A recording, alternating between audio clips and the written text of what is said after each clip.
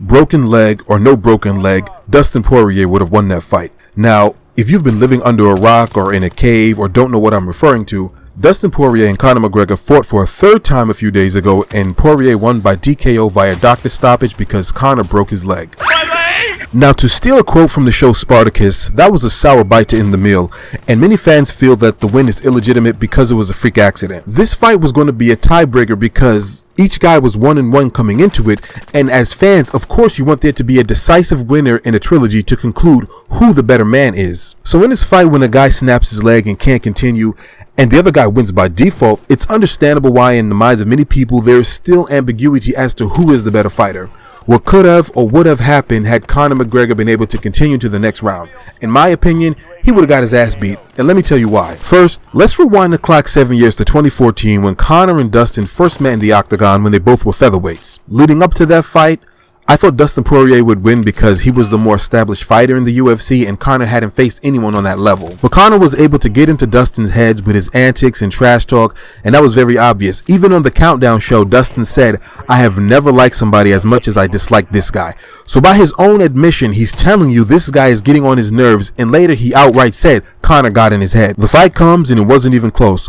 Conor walks him down and knocks him out in the first round. Perfectly timed left hook to the back of the ear, drops him, ground and pound. Conor gets his hand raised. That was the first time I believed in the hype of Conor McGregor because it was well deserved. Dustin Poirier was one of the best at 145, so if you can starch him like that, you are the real deal. Now let's fast forward the clock almost 7 years to January of 2021. Both guys moved up to the lightweight division. They have been there for a few years, but Dustin Poirier has had 11 more fights at lightweight than Conor McGregor since 2016. So the rematch is intriguing because you're wondering if Dustin Poirier made the necessary adjustments the past 7 years, and is he good enough to get that win back? Not gonna lie, I thought Conor McGregor would win the rematch because I just remembered how easily he beat Dustin in their first fight, and although Dustin got better, I thought of the wars he's been in with Eddie Alvarez and Justin Gaethje and Max Holloway, and how he ate a lot of punches in those fights. And if he's eating punches, and if he's fighting a guy like Conor McGregor who has power and great timing and accuracy, he'd get slept again in the rematch. But to my surprise, Dustin was able to knock Conor out in the second round. So what was different about the rematch? Obviously, Dustin Poirier's skills got better as a fighter, but also Conor McGregor didn't do any trash talking to Dustin beforehand. Now you have to wonder, did Conor McGregor's lack of trash talk allow Dustin to go into this fight with a clear mind and be more focused on the fight instead of the pre-fight antics? Did Conor McGregor not trash talk because he was confident in his abilities given how he dismantled Dustin the first time? Was it a fluke win for Dustin? All these questions are going through my head after this fight, but one thing I knew for sure was Conor would bring back that trash talk in the trilogy fight. Now let's fast forward the clock 6 months to July 2021 to the pre-fight press conference. In my opinion, those press conferences are where Conor McGregor does his best work as far as mind games are concerned. So the press conference starts and Conor's doing his thing, he's trying to get in his face, he's shouting over him. You know, the whole Conor routine that has worked so many times before. It is my conjecture that Conor felt this time around he should try to get in Dustin's head and have that psychological advantage like he had in their first fight so he can get that win back. And as a Dustin supporter, I was worried that Conor would get in his head in the press conference and it would affect him in the fight. But to my surprise, Dustin didn't look the least bit bothered or concerned with what Conor was saying. He was cool as a cucumber and he exuded a level of confidence up there that I didn't expect. And I recall a few months ago, Dustin said he didn't care about any of this stuff. The stuff that's going on around the fights, like the press conferences and the interviews, all he cared about was the fight itself. And in the pre-fight presser of this fight, he repeated the same thing. And oftentimes fighters will try to paint an image of themselves as being more calm, stoic, and unfazed than they actually are.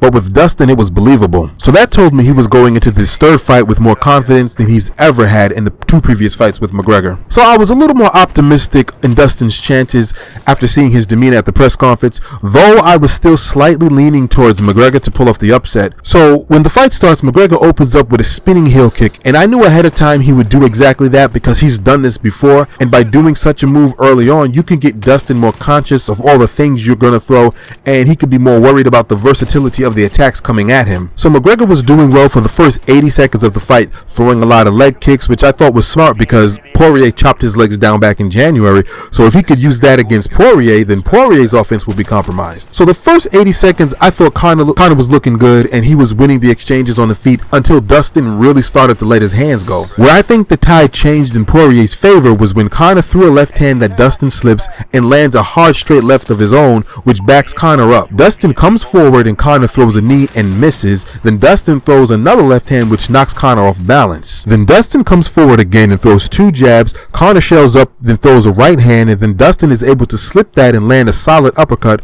and that's when Conor goes for the clinch, which Dustin is able to use to his advantage and get a takedown. Conor tries to sink in the guillotine choke, and it looked tight at first, but Dustin was able to get his head out and pretty much dominate Conor for the rest of the round. Now Conor wasn't just laying down taking a beating, he was landing some hard elbows from the bottom and landed a good up kick, but apart from that, it was all Dustin just raining elbows and punches down. 10 seconds before the round ends, Dustin lets him up, and he said he did it because Conor was digging his fingers into his gloves and pulling him in, trying to land more up kicks, which is an illegal move, so that's why Dustin said he did that. But when Conor gets back up, one thing I noticed is he looked like he took a deep breath, like he was fatigued from the pace of the fight. They throw a few more strikes, then Conor plants his foot, and that's when his leg snaps. Dustin lands a little more ground and pound, the round ends, and then the fight is over due to the injury. What I saw in that first round convinced me that round 2 and beyond would favor Poirier. Conor was doing well in the first 80 seconds, true, but when Dustin got in boxing range, he started hurting Conor, and Conor had to clinch, which is basically saying that he can't really handle him at that moment on the feet. I believe he would have been able to do the same thing with his boxing going forward in the fight. When it comes to grappling, there is no question that Dustin Poirier is the superior grappler. When it comes to cardio, there is no question that Dustin Poirier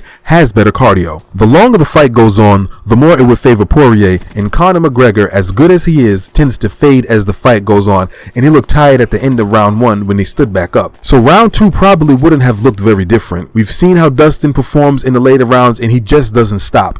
In a battle of attrition, I honestly would favor Dustin over Conor 10 out of 10 times. That's not to say Conor can't win the fight, but it would have to be an early stoppage. If it goes past a certain point, like the 8-minute mark of the fight, or if it's a back and forth war, then it will favor Dustin. Just think about how Dustin beat Gaethje. Who the hell stands and trades with Gaethje and actually wins? Dustin Poirier, that's who. As he said in one of the post-fight interviews, I believe it was his interview with Laura Sanko, he goes, "I'm willing to suffer more than these guys, and based on what I've seen from him over the past few years, I believe him." So anyway guys, that's all I had to say about that. If you've made it this far into the video, thank you for watching. I hope you enjoyed it, and I will see you on the next one.